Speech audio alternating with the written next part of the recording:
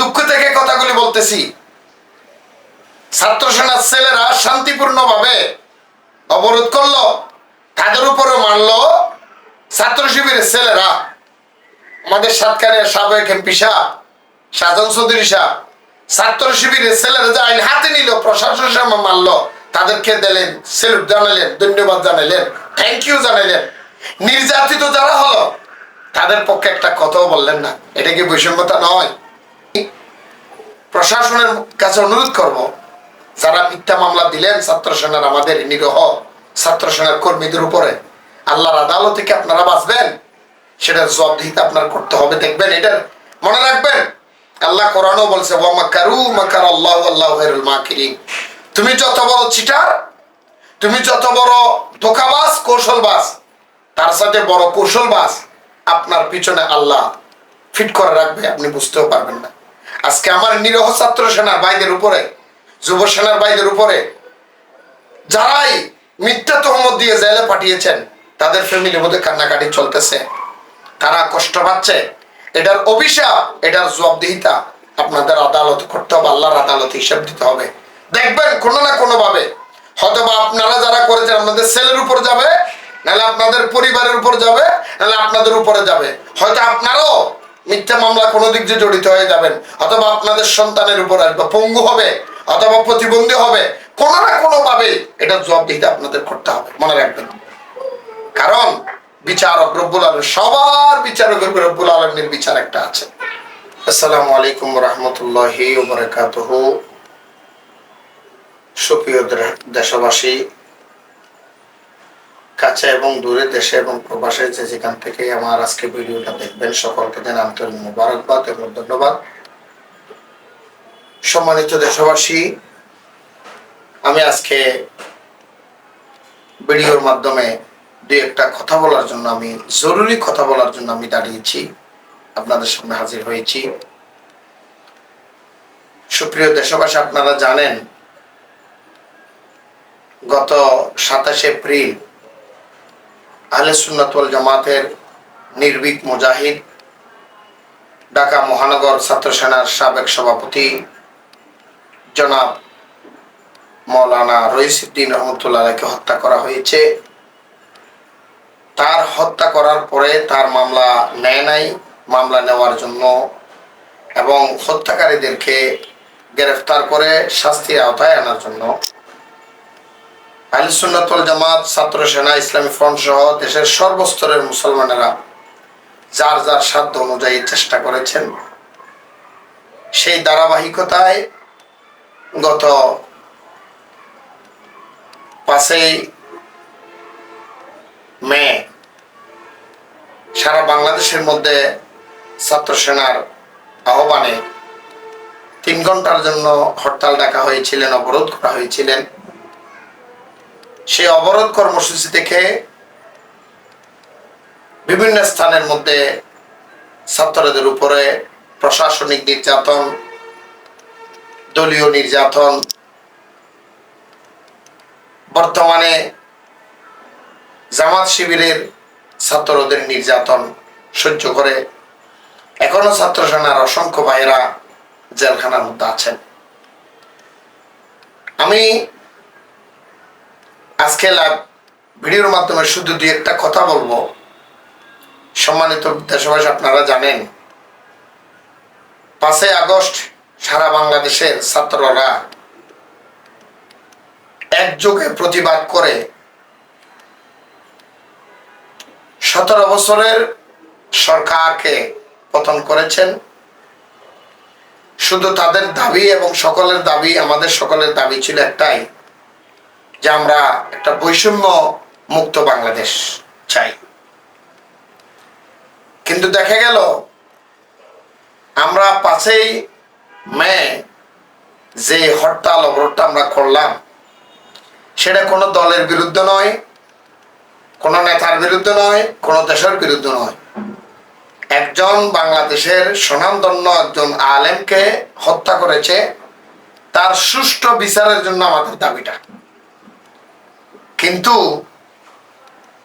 5 আগস্টে যে আন্দোলনটা হলো, বৈষম্যতা বাংলাদেশে থাকবে না, কিন্তু এখন দেখা যাচ্ছে যারাই বৈষম্যতা ব্যানারে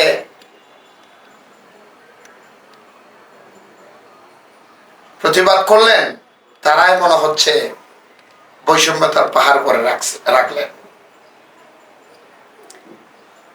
আমরা যখন 5ই মে শান্তিপূর্ণ হরতাল পালন করার জন্য, অবরোধ করার জন্য মুরাদপুর দাঁড়ালাম, প্রশাসনের ভাইয়েরা এসে আমাদেরকে বললেন মানুষের কষ্ট পাবে, রাস্তা অবরোধ করলেন কেন, মানুষ হয়রানি হচ্ছে, আপনারা রাস্তা থেকে সরে যান, না হয় আপনাদের উপর চড়া হবে। এক পর্যায়ে চড়া হলেন। আপনারা ভিডিওর মধ্যে দেখেছেন প্রশাসনের ভাইয়েরা নিরহ ছাত্র জনতা, ছাত্র সেনার ভাইদের উপরে মারলেন। কিছু ভিডিও দেখলাম 3-4 জন পুলিশ প্রশাসনের ভাই ধরলেন, ওনাকে নাকের উপরে বসাচ্ছেন। অপরাধ কি? মরানা রইসুদ্দিনের হত্যার দাবিতে, হত্যার আসামিদের গ্রেফতারের দাবিতে অবরোধ।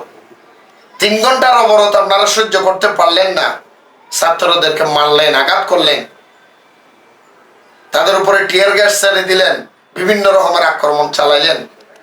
এখন তো বাংলাদেশের মধ্যে, ঢাকা শহরের মধ্যে ঘন্টার পর ঘন্টা, দিনের পর দিন অবরোধ করে রাখছে, মানুষের ভোগান্তি হচ্ছে। আমার সাহসী প্রশাসনিক ভাইদের কাছে অনুরোধ করব, আপনারা কি বিশেষ করে আমাদের মুরাদপুর ছাত্র সেনার উপরে যারা আঘাত করেছে তারা একটু জান না। এখন এটা কি বৈষম্যতা নয়? একজন নিরহ আলেমকে হত্যা করেছে, তার প্রতিবাদে যদি আপনার অবরোধ করা যদি নিষেধ হয়, এখন যে করতেছে ঘন্টার পর ঘন্টা, রাতের পর রাত, দিনের পর দিন, কিন্তু আপনারা কোনো নিষেধ করতেছেন না, এটা কি বৈষম্যতা নয়? আমি যদি এই কথা বলি, আমার প্রশাসনের অনেক ভাইয়েরা আমাকে বলবে, কালকে সকালেই বলবে আমাদের উপরের নির্দেশ। ভাই, উপরের নির্দেশে আপনি যা করলেন, মানুষের উপর চড়া হন, আমাদের ছাত্র সেনার ভাইদেরকে গ্রেফতার করলেন। বিশেষ করে আমি থানার ওসি এবং এসআই যারা গ্রেফতার, তাদের কাছে অনুরোধ করব, জিজ্ঞেস করব বিবেকের কাছে, আপনাদের কাছে বিবেকের কাছে আমার প্রশ্ন, আমাদের ছাত্র সেনার ভাইদেরকে আপনারা গ্রেফতার করলেন কি অপরাধে? তার সাথে বড় অপরাধ এখন চলতেছে, আপনারা তাদেরকে কেন গ্রেফতার করতেছেন না? তখন আপনারা উত্তর দেবেন আমাদের উপরে যারা আছে তাদের হুকুম আমাদের মানতে হয়। উপরে আছে যারা, তারা যদি অন্যায়ভাবে হুকুম দেয়, আপনি মানলেন, আপনি সেটা আদায় করলেন, তাদের উপরও তো রব্বুল আলামিন একজন আছে। আল্লাহর কাছে কি আপনার জুলুমবাজের জন্য কি জবাবদিহিতা করতে হবে না? আমি প্রশাসনের ভাইদের কাছে অনুরোধ করলাম, জানতে চাইলাম আপনাদের বিবেকের কাছে, আপনার একটু উত্তর দেবেন। উপরের কথাই যদি আপনারা ছাত্র সেনার ভাইদেরকে গ্রেফতার করলেন এবং মিথ্যা মামলা দিয়ে ঢুকাই দিলেন জেলখানায়, কিন্তু খোদার আদালতের মধ্যে থেকে আপনারা বাঁচতে পারবেন? আপনারা তো বলেন না। এখন যদি উপরের থেকে সরকার যদি বলে, আপনাকে যদি বলে এই আপনার মাকে গুলি করেন, আপনার বাবাকে গুলি করেন, যদি বলে, আপনাকে যদি বলে আপনি চাকরি ছেড়ে দেন, আপনি কি সুন্দর চলে যাবেন? আপনার ভাইকে আপনি গুলি করবেন, বাপকে আপনি গুলি করবেন, আপনি জানতে চাইবেন আমার মার অপরাধ কি, আমার বাপের অপরাধ কি, আপনি কেন গুলি করব, সেটা জানতে চাইবেন না? কিন্তু আসল মূল কথা হলো কি জানেন, যারা এই ছাত্র সেনার ভাইদের উপর আপনারা জুলুম করলেন, অত্যাচার করলেন, আমি তাদেরকে বলবো আপনারাও প্রস্তুত থাকেন, রব্বুল আলামিনের পক্ষ থেকে সেটার বিচার হবে। আসলে ব্যাপারটা হলো, আমি বহু যুগ বিয়োগ দিয়ে দেখলাম বর্তমান বাংলাদেশের মধ্যে যা চলে, একটা কথা, জোর যার মুল্লুক তার, এইটাই বাস্তবতা। আপনার সাথে যে যত জোর দাবি করতে পারবে, জোর দেখাইতে পারবে, বাহুবল দেখাইতে পারবে, আপনারা তাদেরকে স্যালুট দেন। আর যারা আপনাদের কাছে আইনকে শ্রদ্ধা করে, প্রশাসনকে শ্রদ্ধা করে, সৎ পথে থাকে, আপনারা তাদেরকে দুর্বল ভেবে তাদেরকে ঢলে ফিসে মেরে ফেলেন। আমি প্রশাসনের কাছে অনুরোধ করব, যারা মিথ্যা মামলা দিলেন ছাত্র সেনার, আমাদের নিরহ ছাত্র সেনার কর্মীদের উপরে, আল্লাহর আদালত থেকে আপনারা বাঁচবেন, সেটার জবাবদিহিতা আপনার করতে হবে। দেখবেন, এটা মনে রাখবেন, আল্লাহ কোরআনও বলছে ওয়া মাকারু মাকারাল্লাহু ওয়াল্লাহু খায়রুল মাকিরিন। তুমি যত বড় চিটার, তুমি যত বড় ধোঁকাবাজ, কৌশলবাজ, তার সাথে বড় কৌশলবাজ আপনার পিছনে আল্লাহ ফিট করে রাখবে, আপনি বুঝতেও পারবেন না। আজকে আমার নিরীহ ছাত্র সেনার ভাইদের উপরে, যুব সেনার ভাইদের উপরে যারাই মিথ্যা তহমত দিয়ে জেলে পাঠিয়েছেন, তাদের ফ্যামিলির মধ্যে কান্নাকাটি চলতেছে, তারা কষ্ট পাচ্ছে। এটার অভিশাপ, এটার জবাবদিহিতা আপনাদের আদালত করতে হবে, আল্লাহর আদালত হিসাব দিতে হবে। দেখবেন কোনো না কোনো ভাবে হয়তো বা আপনারা যারা করেছেন আপনাদের ছেলের উপর যাবে, নাহলে আপনাদের পরিবারের উপর যাবে, নাহলে আপনাদের উপরে যাবে। হয়তো আপনারাও মিথ্যা মামলা কোনো দিক দিয়ে জড়িত হয়ে যাবেন, অথবা আপনাদের সন্তানের উপর আসবে, পঙ্গু হবে অথবা প্রতিবন্ধী হবে। কোনো না কোনো ভাবে এটা জবাবদিহিতা আপনাদের করতে হবে, মনে রাখবেন। কারণ বিচারক রব্বুল আলামিন, সবার বিচারক রব্বুল আলামিনের বিচার একটা আছে।